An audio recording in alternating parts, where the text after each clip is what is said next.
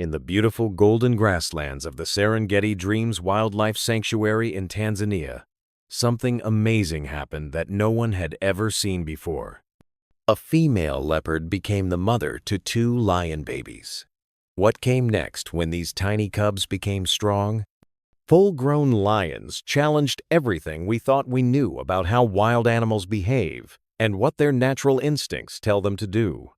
This incredible story changes our understanding of animal behavior and shows us how powerful the connections can be between animals.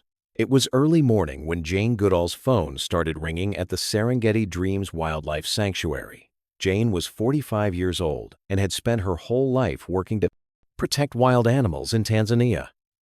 She had built this 50-acre sanctuary using inherited money, and it worked as both a place to help injured animals and a safe home for them. Her phone almost never rang this early, unless something serious was happening. "Jane, this is Kiprotich calling from the northern checkpoint," came the worried voice. "We've got a problem with poachers. We caught them trying to smuggle lion cubs across the border." His voice got shaky as he continued. "Their mother, she didn't survive." Jane felt her heart drop. This was yet another victim of the illegal animal trade that continued to plague the region. "How many babies are there?" she asked, already thinking about space and formula. "I think there are two, twins, one boy and one girl, probably only about 3 weeks old." "Jane, neither of them will eat anything we give them. The doctor says they're getting weaker very quickly."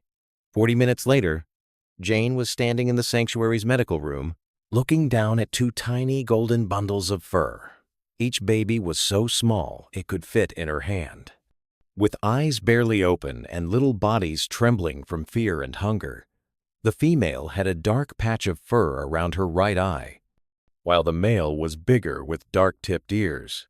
Their sad little cries filled the morning air. Jane carefully touched the female cub with one finger. The baby pulled away and hissed weakly. 3 days passed with Jane and her team trying everything they could think of.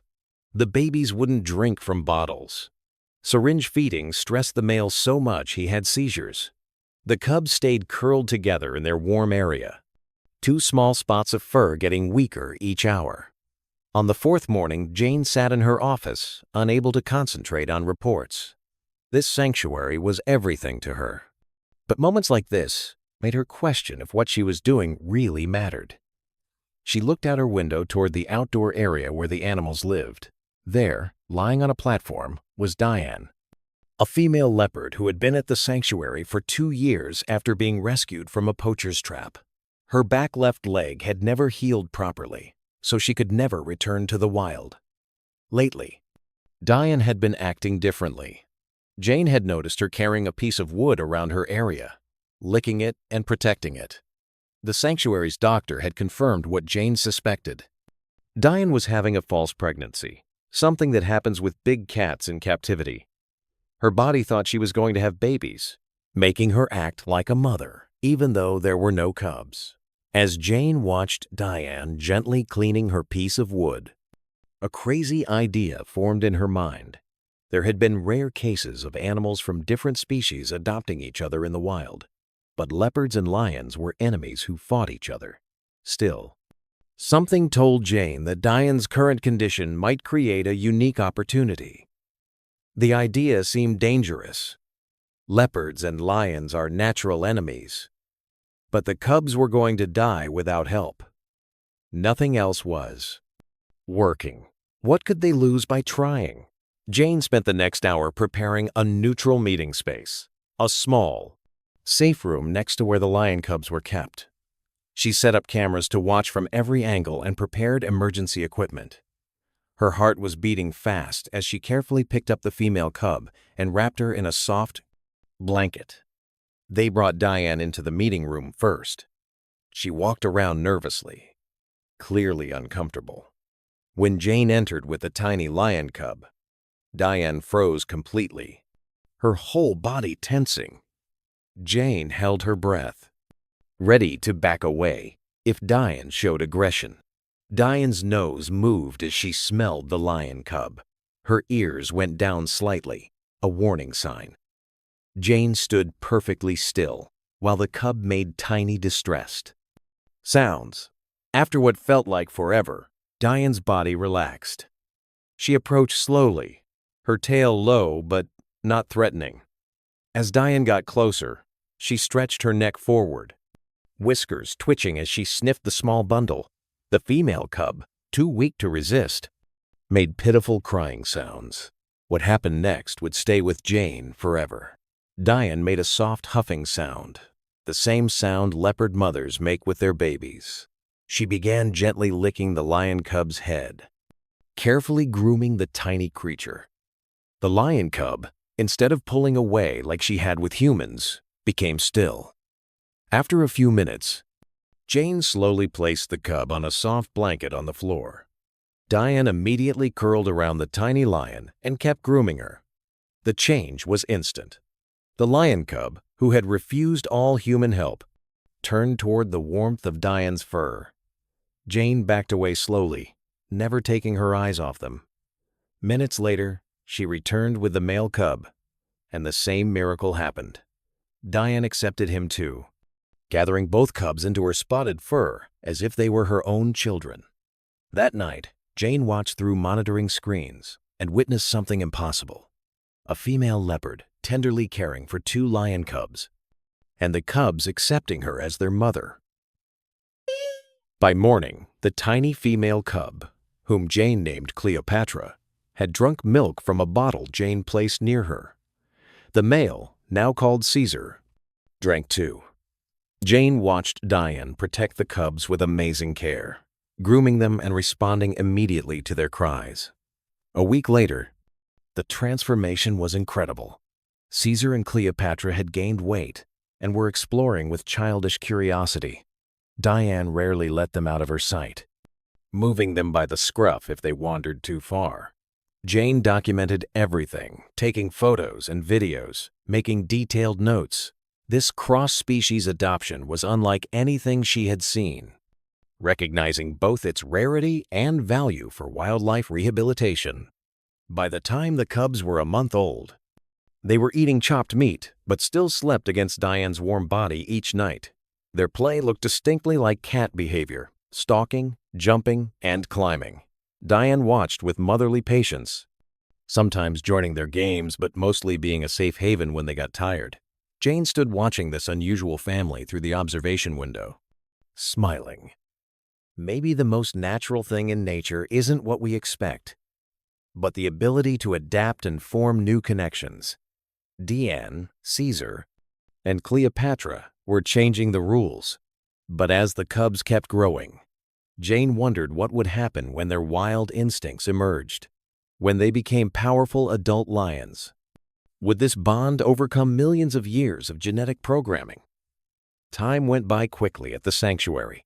At 6 months old, Caesar and Cleopatra had grown into strong young lions with golden fur shining in the African sun.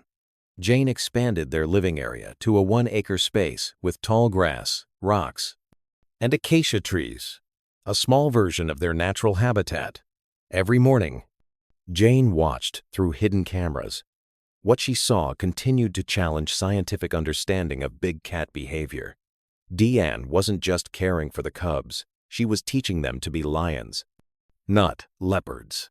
She's adapting her teaching methods to suit their species, Jane noted. Still amazed, she encourages them to stalk through grass instead of climbing. She teaches them to work together when hunting, opposite to leopard behavior.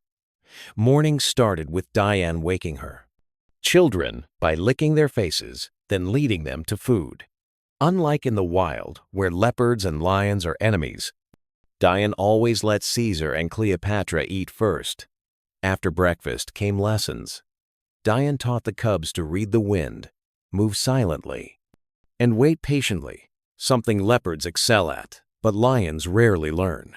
Jane had placed fake prey in the enclosure, and Diane guided the cubs in approaching, sometimes lying still for hours. After lessons came playtime. Caesar and Cleopatra wrestled in the grass, sometimes pulling Diane into their games. With endless patience, Diane let the cubs tackle her, pretending to lose. Valuable practice for growing predators. But as they kept growing, Jane started to worry. At 9 months old, both lions were almost as big as Diane. Experts from around the world warned her about what was coming. "This is fascinating, but nature will prevail," a German biologist wrote. Once the lions mature sexually, hunting and territorial instincts will overcome childhood bonds. Prepare for separation. Even Jane wondered what would happen when the power balance shifted. The answer came unexpectedly. On a hot afternoon when Caesar and Cleopatra were nearly a year old, Jane got an urgent security alert. A fence section had been damaged by a fallen tree, and a wild male leopard had entered Diane's territory. Jane rushed to the monitoring screens, heart pounding. "Sorry for the interruption." Before we continue with the story, I kindly ask you to like the video and subscribe to this channel. It is very important for us. Thank you very much. Through cameras, she saw Diane resting in shade, unaware of the intruder. Caesar and Cleopatra played nearby, also oblivious to approaching danger. The male leopard, much larger than Diane, moved carefully through tall grass, eyes focused on the female. For leopards, territory means everything, and this male clearly saw Diane as an interloper. Jane called her team, but knew they wouldn't arrive before the confrontation. She could only watch helplessly as the male crept closer to Diane. Suddenly, the male leopard launched into the air, heading straight for Diane. But before reaching his target, a massive golden shadow flew across the screen. Intercepting the attack, Caesar had spotted the intruder and reacted with incredible speed and strength. Instead of running like a typical young lion facing an adult leopard, Caesar lunged to protect his adoptive mother. Caesar's roar echoed throughout the sanctuary, no longer a cub's call, but the threatening roar of a nearly mature male lion. Diane jumped up, startled by both the attack and Caesar's appearance. The male leopard, confused by the unexpected lion, hesitated for just a moment. That moment was enough for Cleopatra, who heard her brother's roar and bounded to his side. Now the male leopard faced 2 young lions, both larger than him, and defending Diane with amazing ferocity. Jane held her breath, watching what happened next. Instead of attacking, the male leopard slowly backed away. Survival instinct, overriding territorial desire. With a final growl, he disappeared into the grass. But what surprised Jane most wasn't that Caesar and Cleopatra had driven off the intruder. It was what happened afterward. When danger passed, the 2 lions showed no aggression toward Diane as experts predicted. Instead, they returned to her, licking her face and rubbing their heads against her with clear affection. Jane had witnessed the impossible. 2 nearly adult lions had not only overcome natural instincts to live with a leopard, they had protected her, considering her essential to their pride. They see her as their mother. Jane whispered into her recording device, not as a victim or rival, but as family. That incident marked a turning point.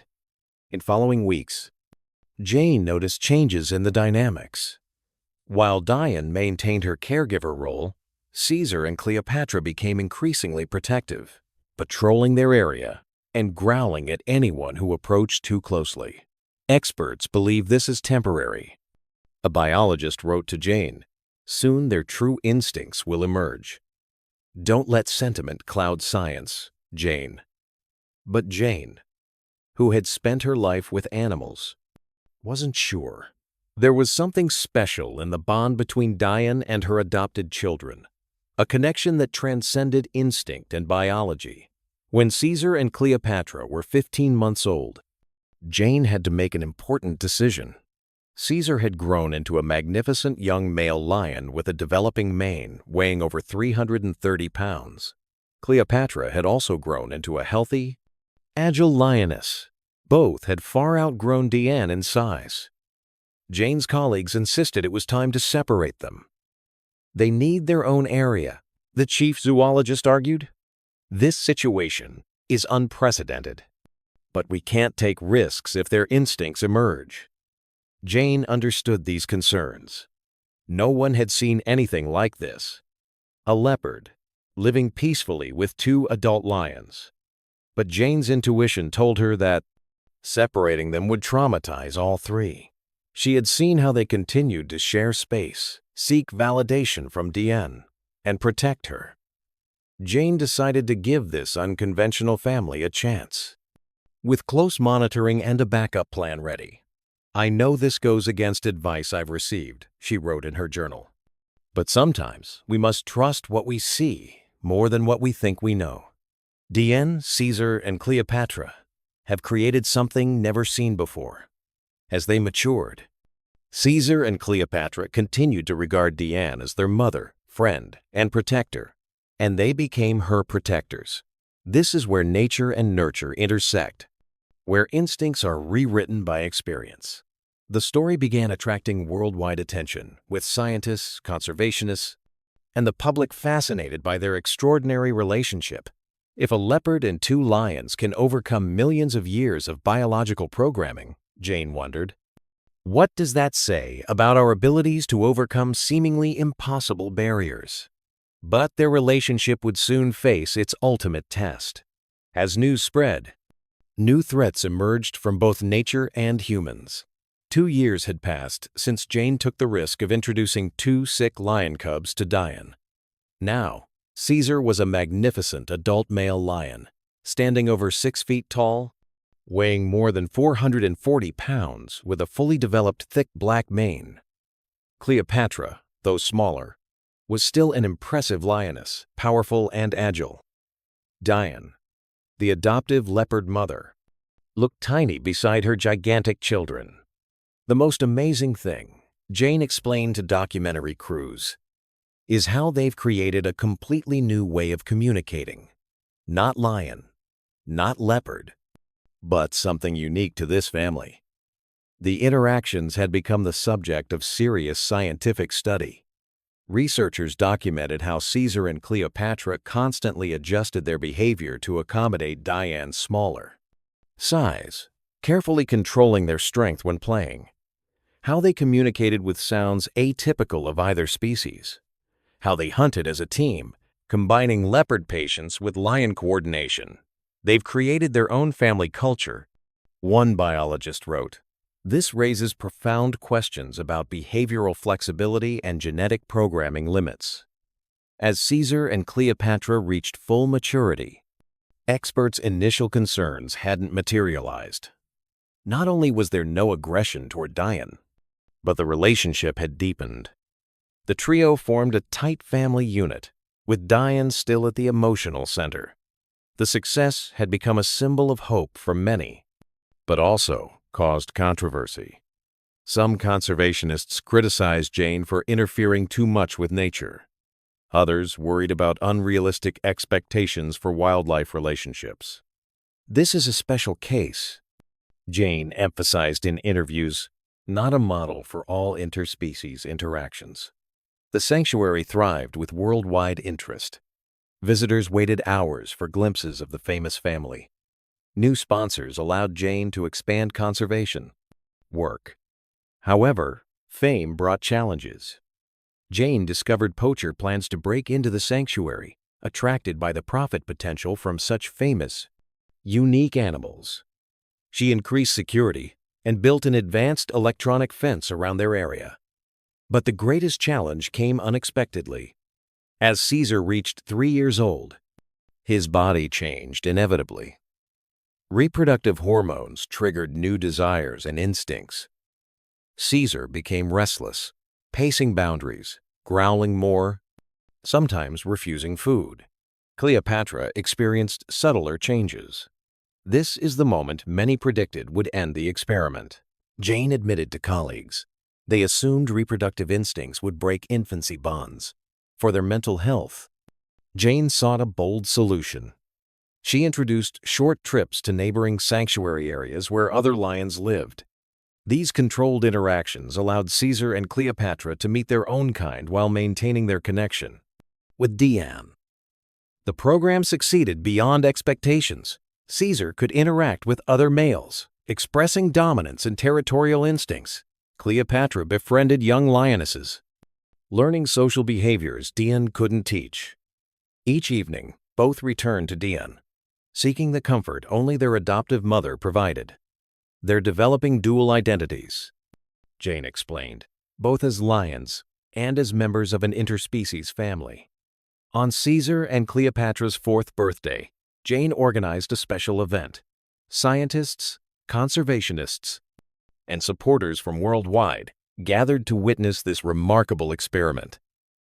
At a special observation area, visitors watched the 3 creatures interact, playing and hunting together. In one moving moment, Diane led a demonstration hunt. The 3 animals coordinated with incredible precision, Diane directing strategy while Caesar and Cleopatra executed the attack. When the hunt concluded with dummy prey, all 3 shared the rewards in ritual, with Diane eating first. What we're witnessing, Jane told the crowd, isn't just a quirk of nature. It's evidence of incredible mental flexibility, of the capacity to transcend instinct and form connections beyond species boundaries. But then, something unexpected happened that would test everything they had built. During the celebration, a commotion broke out near the fence. Wild lions had approached the sanctuary's perimeter, drawn by scents and sounds. The lead male, a massive lion with battle scars, began roaring aggressively. "Oh no," Jane whispered, watching monitors. "This could trigger everything we've worried about." Caesar immediately responded to the wild lion's challenge. His body tensed, his mane seemed to grow larger, and he let out a thunderous roar. For a terrifying moment, Jane thought this was it, when Caesar's wild instincts would finally overpower his family bond. "Jane, should we intervene?" her assistant asked urgently. But then something extraordinary happened. Instead of accepting the challenge and leaving his family, Caesar positioned himself between the intruder and Dion. Cleopatra joined him, and together they formed a protective barrier. They weren't abandoning Diane to join their own kind. They were protecting her from them. "Look at that," Jane breathed. "Even when faced with their own species, they choose their family." The wild lions, confused by this unprecedented display, eventually moved away. Caesar and Cleopatra immediately returned to Diane, nuzzling her gently, as if reassuring her she was safe. "This changes everything," Jane said. "We just witnessed the ultimate test, and love won over instinct. In 2022, this remarkable family still lives together, defying every expectation and scientific prediction. Caesar and Cleopatra, now 6 years old, are fully mature lions. Diane, though aging, remains healthy and active at 10 years old." Jane shared in her memoir. It raises profound questions about what is genetically determined versus learned, about emotion versus instinct, about how we define natural. To skeptics who argue this relationship is temporary or unnatural, Jane simply smiles and invites them to visit. "Come and see what happens when love meets instinct," she says. "You might be surprised at which one wins." When we look into the eyes of Diane, Caesar, and Cleopatra, 3 creatures who should be natural enemies, we see something beyond biology and genetics. We see how adaptability and love can overcome any barrier, even those nature itself creates. Isn't that a message of hope for all of us? Did you enjoy this story? Would you trust your heart or the experts? Let us know in the comments below. If you like the story, subscribe to this channel and leave a like. Love wins. Thanks so much for listening. See you in the next video. Have a great day.